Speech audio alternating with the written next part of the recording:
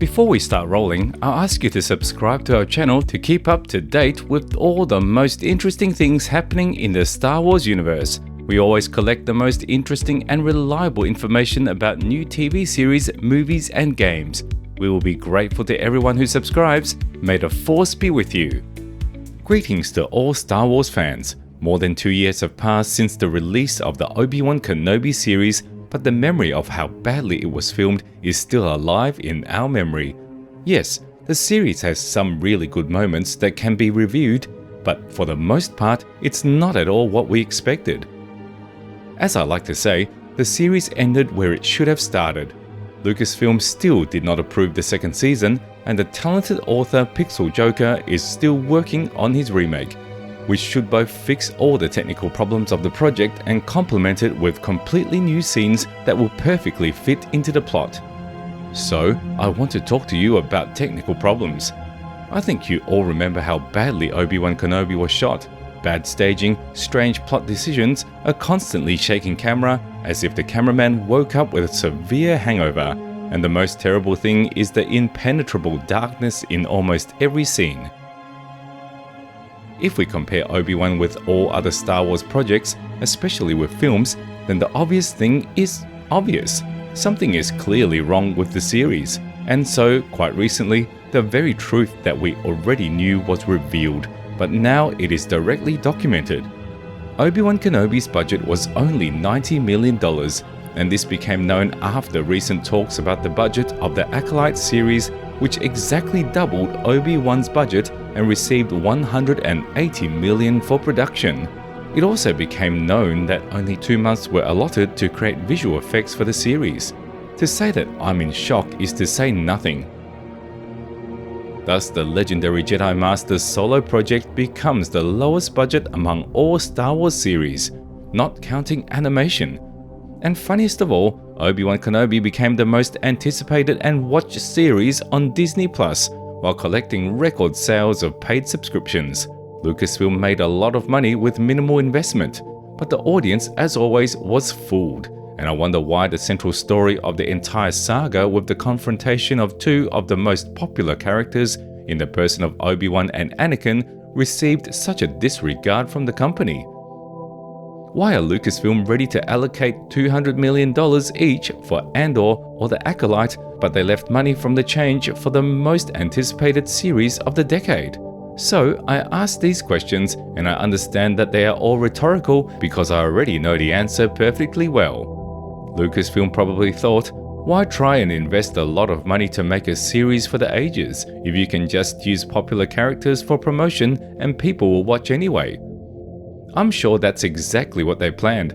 And after all, a few years earlier, Lucasfilm had been working on a feature film about Obi-Wan, and after the premiere of the series, the old script from Stuart Beattie, who was involved in the plot of the cancelled film, appeared on the network. There are many interesting moments in this script. For example, Beattie planned to show the audience the meeting between Obi-Wan and Commander Cody. Third Sister Reva did not know who Vader really was, and as a character, she should have received a more correct development. And most importantly, the story of Obi-Wan was planned as a full-fledged trilogy that would cover the entire path of Kenobi's exile. And according to Stewart, at that time, Lucasfilm and Disney had high hopes for Obi-Wan's solo series and were ready to allocate almost the largest budget in history for it. But after the financial failure of Han Solo, they decided to reconsider their plans, which remains a real shock for Beattie himself to this day. When the film was cancelled and turned into a TV series a few years later, Beattie's script was only partially used, and as you already understood, the budget was significantly reduced. And yet, I repeat my rhetorical question. Why did Lucasfilm set such a low budget for the most anticipated series of the decade? To make you understand how sad everything is, a Blu-ray edition of Obi-Wan was recently released with additional video materials from the set, and one of the videos showed how the scenery of Darth Vader's castle looked. Here, a small piece of black cloth in the middle of the pavilion. But okay, even if they wanted to earn as much money as possible at minimal cost, they did it, and the series attracted a lot of attention, but at the same time left a lot of questions. He's asking for a normal sequel that will finally give fans what the first season was originally supposed to give. There are many ideas for the second season. The meeting of Obi-Wan and Commander Cody, training in immortality under the guidance of the ghost of Qui-Gon's power. Plus, you can take the most interesting moments from the book about Obi-Wan of the same period and even from the old canon, like the duel between Obi-Wan and Darth Krayt on Tatooine, or to film the very short battle of Obi-Wan and Maul from the Rebels. You can take all this and put it together, thus getting a second season. Well, Lucasfilm spent pennies on the series, but since, according to them, it has become so popular and profitable, let them give fans a much desired sequel and increase the budget at least twice. It really makes sense. The talks about the second season have been going on for quite a long time, and Lucasfilm themselves don't mind, and anyway, they originally planned a trilogy, so what's stopping them from making a sequel? But you know, for some reason it seems to me that if the second season is going to be filmed, then on the contrary, its budget will be reduced even more. It worked the first time, why not repeat it? The bosses of the company will think. However, for now, the second season of Obi-Wan remains a dream. We can only hope for the author Pixel Joker's project, which sooner or later will release its remake of Obi-Wan and turn this controversial series into a full-fledged beautiful film. Now he is busy with his main job and does not devote as much time to the remake as he wants, but still he continues to work for the fans of Star Wars so that we once again look at the story of General Kenobi much more beautifully. As soon as there is more news about the project, I will definitely share it with you, so subscribe to the channel so that you don't miss anything. Summing up today's video, I will say only one thing. It is very insulting.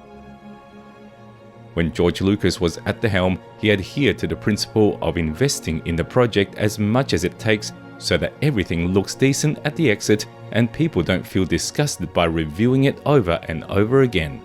Lucas, of course, also planned the budget competently and did not scatter money right and left, but at least he did not save on his own franchise, unlike Disney, who decided to purely earn maximum money on Obi-Wan and draw a beautiful figure in the quarterly report, rather than making a decent project that would become an example to follow. It's very, very insulting. How do you like this news about Obi-Wan? Be sure to write your opinion in the comments. Of course, I understand what you write, and it is unlikely that you will be happy with such news, but it is still important for me to know what you think. That's all for today. Thanks a lot for watching. I'll see you very soon. May the Force be with you.